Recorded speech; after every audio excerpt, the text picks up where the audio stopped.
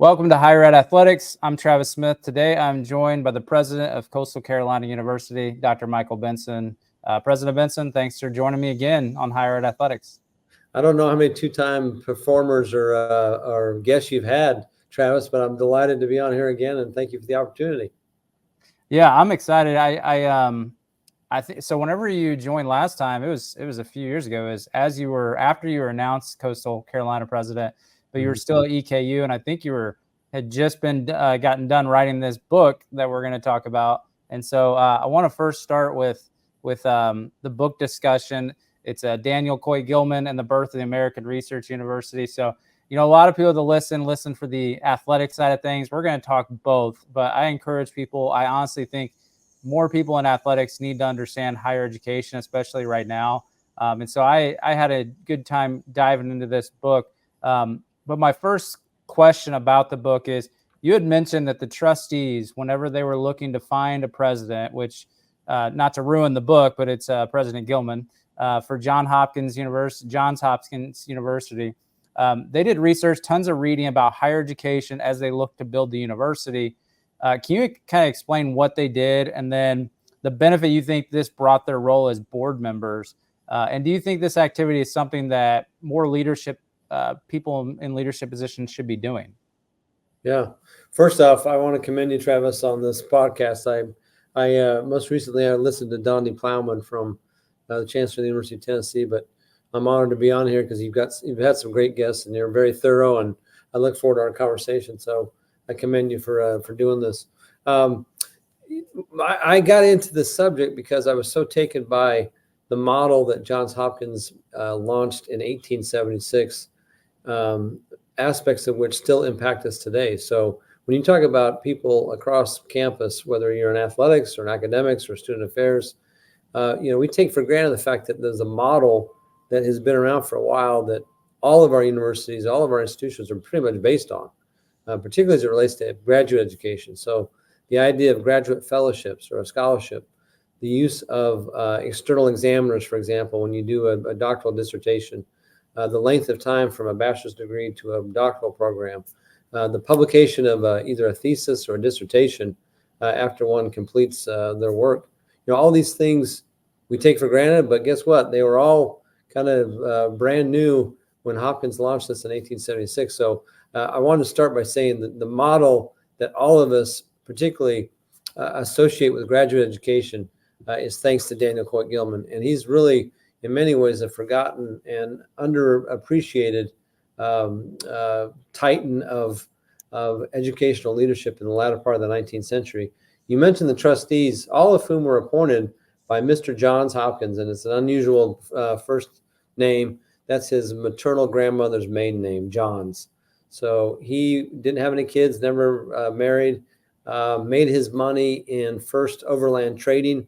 He had literally wagons and horses that took dry goods, and he got into the spirits business, started carting whiskey around from Baltimore to West Virginia and all points in between, all over the kind of eastern seaboard. And then he got into the Baltimore and Ohio Railroad and made his money really in stock. And in his leadership of the B&O. And when he set up his will in 1869, he gave equal amounts, $3.5 million, to both a hospital and a university. So the hospital, he went into a lot more detail with what he wanted the hospital to do and how he wanted it structured. The university, he completely left it to the trustees that he specifically named, two of whom were related to him. Everybody else were, they were either business people, attorneys, clergy. I mean, they were a very eclectic group of individuals that became the first trustees. And when they knew that they wanted to launch after he died in 1872, in 1873, they said, okay, it's time for us to begin the process of establishing this university. They knew that the first thing they needed to do was find a president. So they polled 3 sitting university presidents. So James Angel, who was the president of the University of Michigan, who, by the way, of the 3 presidents, in today's parlance, he was the only Division I president that played football at a really high level. The other 2 were Charles Eliot, who the president of Harvard, had been president for a long time, very renowned chemist. And the third was Gilman's best friend, a guy named Andrew Dixon White, who was the president of Cornell. And a sidebar here, this is how good both Andrew Dixon White and Gilman were at lobbying, not only lobbying their respective kind of state legislatures, but the federal government. So when the Morrill Land Grant Act was signed into law in 1862 by Lincoln, what they call land scripts were designated for institutions, and the designation of being the land grant institution for the state was a really big deal. Well, guess what? Hopkins is private, and so is Cornell, and so is MIT. All three of those institutions were named the land grant institutions of their respective states.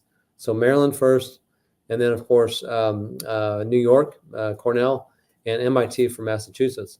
So these three presidents were asked by the trustees, who's the person we should really look to, and these are kind of some of the things that we're looking for. And that you referenced this, everything from housing to graduate education to the admission of women to budget to instruction and curriculum and qualities of faculty and the physical plant, from soup to nuts. They wanted to sit these three presidents down. Two of these individuals, they did it in person. Andrew Dixon White was the only one who could not make it in person, so he submitted a 40-page kind of summation of all his responses. And if you go back and look at it and read it, it is a primer. It is a tutorial on what the issues were for 19th century education in America, who, by the way, was light years behind what was going on in Europe in terms of graduate education. If you want to go to med school, you did not stay in the United States. You went to Germany. If you wanted to study, the classics, you went to Oxford or Cambridge. So they knew that they were behind, and the trustees showed a tremendous amount of commitment and acumen and attention to detail in asking these presidents what they expected out of a president and whom they should hire. So that was a very long response to a short question, but I could go on and on about that. I hope that chapter, I devote an entire chapter to just the discussions with those three presidents and the board. And it's a tribute, and I commend the trustees for their attention to that and how concerned they were that they hired the right person. Yeah, I mean, that chapter is probably my favorite in the book because I like being able to look back and see what people were saying. And I don't know, I'd be curious how you thought the three presidents and how their opinions were, but I feel like the one from Harvard sounded like a Harvard person, the way that he was kind of discussing things. And then I feel like the Michigan felt more like laid back, public, what you think of a public institution today. So even the way they spoke and then their letters were written, it just felt like it was great information. The detail was incredible, but I feel like isomorphism or whatever that word is, we try to mimic each other, but there's so much competition that I wonder if are presidents really that open to each other? Definitely not president to other boards, but this was a unique situation trying to find a president. But what did you take away of like their individual personalities with those three? Because a lot of what they said were similar. Yeah. But you could kind of tell the differences, and it kind of made sense that when you think about their universities, it kind of fit even today. Well, that's a very good point. And each one was in many ways emblematic or representative, rather, of the nature of their institutions. So Charles Eliot was very much kind of prim and proper, a Brahmin from the Northeast. Kind of who do you think of somebody who would be president of Harvard? One issue he was really on the wrong side of, quite frankly, was the admission of women. Yeah. And because at Harvard, they were well behind what schools in Kentucky, like where I was before, Berea College was admitting female students in the 1850s before the Civil War, Oberlin in Ohio, the University of Michigan, Cornell.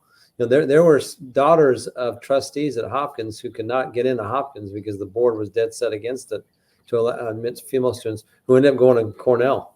But Michigan, it's interesting what you say about James James Burrell Angel. He was there for 40 years. And there was a phrase that was attributed to him. And when I sent a copy to the former president of the University of Michigan, the assistant wrote back and said, we're still trying to figure out if that's apocryphal. It's a real quote. But the quote is really good. It's a Michigan education. It's an uncommon education for the common man. And they, to this day, apparently they still kind of hold to that mantra. And then, of course, Andrew Dixon White, who, on top of being a wonderful academic leader, got into government. He was a state senator in New York and then later served as ambassador to Germany. So, you ask about kind of the interaction between presidents in the latter part of the 19th century. Higher ed was a very, very small enterprise, relatively speaking. Very few people were going to college. It wasn't until the GI Bill in 1944, which, by the way, interesting side note, FDR signed into law the GI Bill 18 days after the invasion of Normandy. So think about the symbolism of saying, what's the one thing we can do as a country that will say thank you to the GIs returning more than anything else? And the government argued that it would be access to education. We will pay for you to have a chance to have access, which heretofore they did not have. And that changed forever the higher education admission processes and practices in our country. So those three knew each other. All the presidents in the 19th century all knew each other. It's a much more diverse group. And these were all white males. Very rarely do you see a female president or a female administrator, let alone a female student at a place like Hopkins. They did not admit their first female class until 1969, if you can believe it. Yeah, it was definitely the wrong side of history. And you think, if I'm not incorrect about this, Harvard's women's teams, I believe, wear black because of their sister school, the history of their sister school of Harvard College. At least one of the teams, I think it's the crew team. I feel like one of them wears black, so I'll have to double check that. But I did have the athletic director of Harvard on a couple years ago. It was during COVID. We didn't have too much time to talk about it, but I feel like we broached that subject. But yeah, it was interesting. It was, like I said, it was my favorite chapter in the book, and I really do think the board reaching out to those presidents was a big thing too. And so just kind of those two different topics was really enlightening of how they went about, because now you don't see people starting colleges, you see them closing them. And so just to be able to see that perspective was different. Another thing I want to talk about was Gilman wanted lectures open to the public to be sort of a regular occurrence for the university, especially in Baltimore with their urban roots. And the first one, and you can kind of tell this story if you want, but it went sort of bad, it sounded like. And I feel like I don't see as many open lectures anymore at universities. And I think part of this could be all the unrest that's been on college campuses in the last several years and with the pandemic. We're fortunate to have podcasts and articles to read, like people can listen into you or Chancellor Plowman if they want to hear not a lecture, but just to have you all talk. But kind of you're curious about your thoughts on lectures and inviting guest speakers to campuses when you thought about that in the book. Yeah, I touch on the book too. They used to have Saturday courses to what you're speaking about, and they'd open up to everybody, including women. So that was kind of the one chance that female students or females interested in hearing what was going on at Hopkins could have access to a biology professor or chemistry or history. One thing that Gilman said, and I'll paraphrase it, he said, the purpose of the university is the dissemination of knowledge, and not just those that sit in the class and hear the lecture should be benefited, but that knowledge should be spread and disseminated far and wide. So he did that in a couple different ways. One is the lecture you're talking about that he opened up to the public, somewhat better than others. The other was the establishment of the university press. So Johns Hopkins Press is the oldest continuously run press in the country, founded in 1878. The third thing is he had faculty that were experts, subject matter experts in their respective discipline, start journals. So, we take for granted journals that, they just somehow, popped out of nothing. And these were, whether mathematical, science, philology, religion, whatever it was, history, political science, these journals kind of emanated from the thought, the research, the work of the faculty members in those departments. And then this was one that I really thought was fascinating. He studied philosophy, but he did a dissertation on Immanuel Kant, and his name was John Dewey, one of the great reformers. He started the school at the University of Chicago. It became a model for all sorts of schools across the country, where you had primary schools established on university campuses. and you had students that would literally study during the morning, and then it's kind of bench to bedside, go into the classroom and try it out. So John Dewey did a dissertation on Immanuel Kant, and they lost it. And Gilman said, this is never going to happen again. We're going to publish every single dissertation. And this was kind of the first interlibrary loan. We're going to make copies and send them to all the kind of research universities throughout the country. So there are all these things that Gilman was focused on, that was not just the primary instruction in a classroom, but what we can do to disseminate the work, the discovery, all the inventions that the faculty were working on to a general public. So you think about, today we call it technology transfer, and how you apply things that are generated on a college campus for the benefit of society. This was the 19th century version of that. It was all written. It was a lot of experiments that the faculty were doing, but they did in the form of journals and publications and the university press. Well, so speaking of kind of knowledge transfer, so your book, you notice I don't have a cover, is because I used to have a spending problem on books. My wife cut me off. And so I, being a doc student at IU, we have this program where we can request the university to buy a book and to get in rotation. So I was the first one to request this book. And so it'll be available in every IU library once I give it back. But I actually did it a long time ago. I read part of it, got really busy with job change, sent it back, and then fortunately I was able to get it back again recently to finish the book. But that's just another example where you can kind of leverage this being at a university where you can even get scholarship papers electronic, but you can also just get a book like your book. Well, kind of curious. So Purdue University, starting with Mitch Daniels, maybe even before him, and President Chang's kept it up too, is a lecture series. So he would typically bring on faculty members and maybe a political person or an author, like had Walter Isaacson on before. Does Coastal do anything like that, or are you interested in doing that one day where you guys have kind of a lecture series, or even if it's presidential? Yeah, we do what's called the presidential signature series. So it can be everything from a concert to a panel discussion to a book lecture. My good rabbi friend, Rabbi Shmuley Boteach, was the inaugural presidential series, signature series presenter.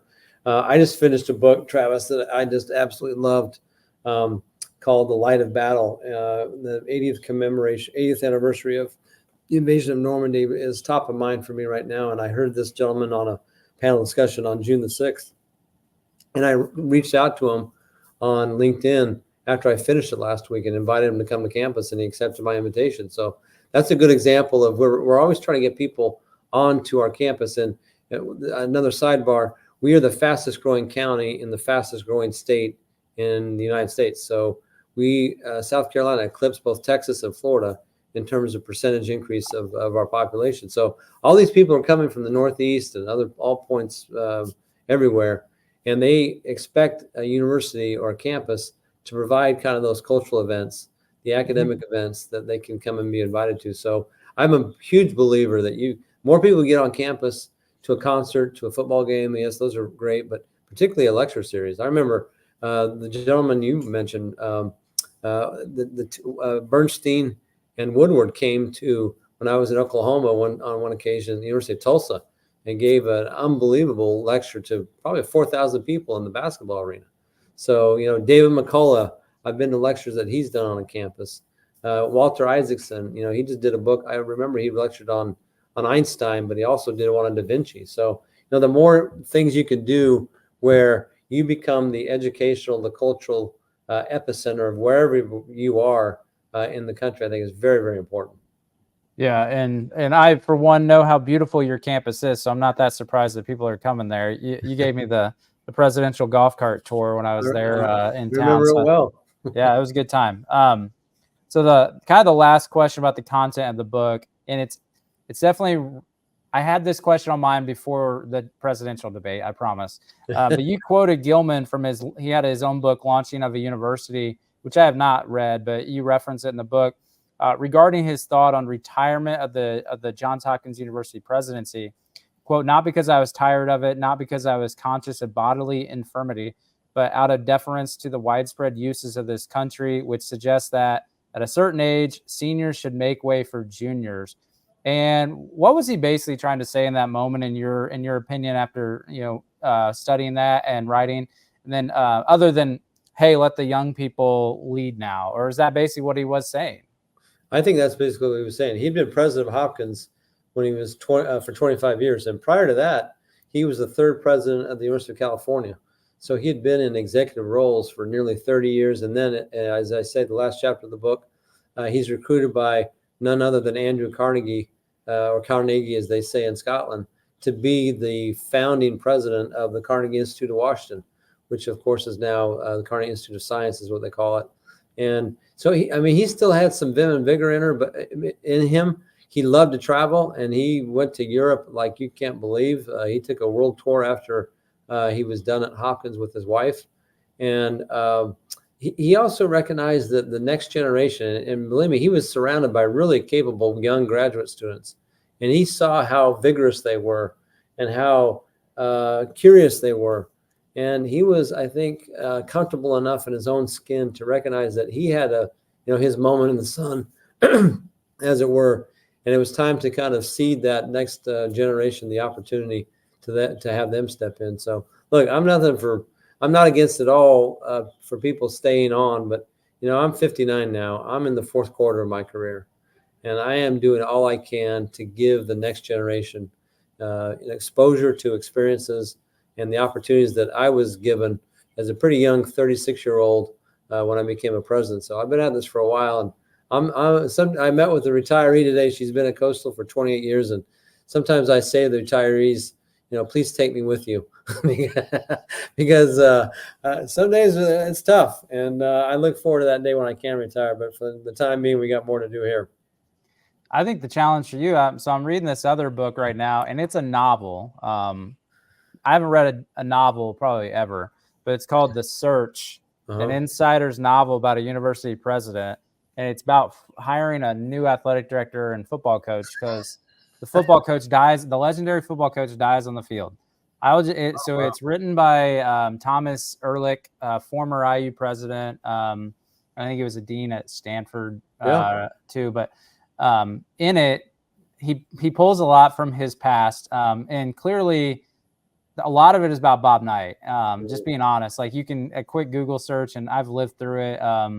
But one thing he says in the book, and I circled, was talking about his predecessor. When he retired, he stuck around, and he says that when I retire from presidency, there's no way I can live in the same town. I've got to leave.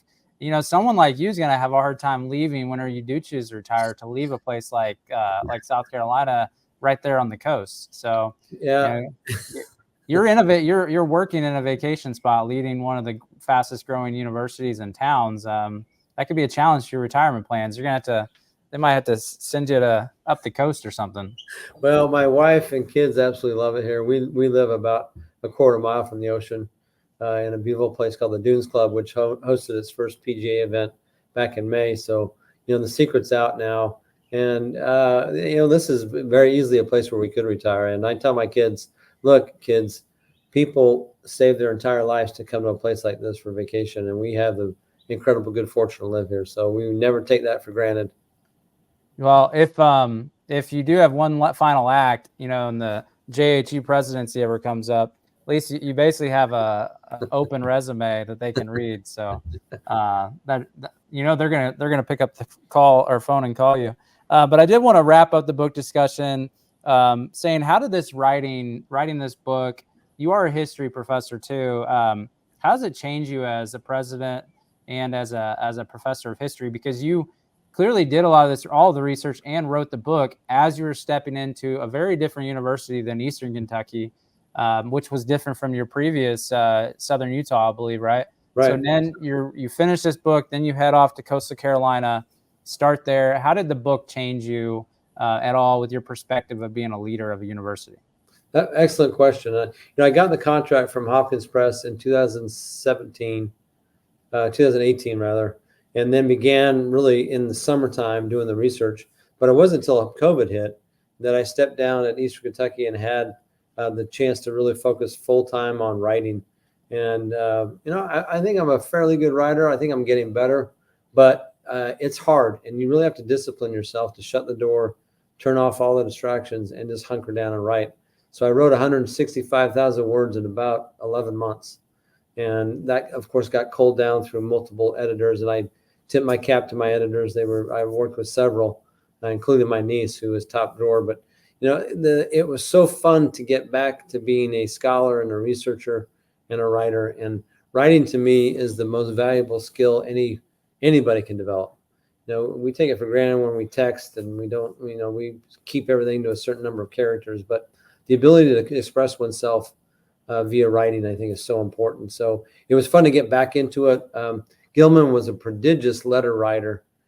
He wrote scores and scores of letters on beautiful penmanship with these beautiful salutations, and they kept copies in these letterpress books. And to go back and read the correspondence really kind of casts you back in time several generations, and that was great fun. But as I looked at what he did to prepare for his presidency, in some ways I try to model my own preparation. And he recognized that the only way you can be successful is to surround yourself with really, really good people. And human capital is the greatest asset that any institution or any organization can have. So I really tried to assess what I had when I arrived, make some changes, but to make sure I hired the very, very best people who wanted to be part of our team.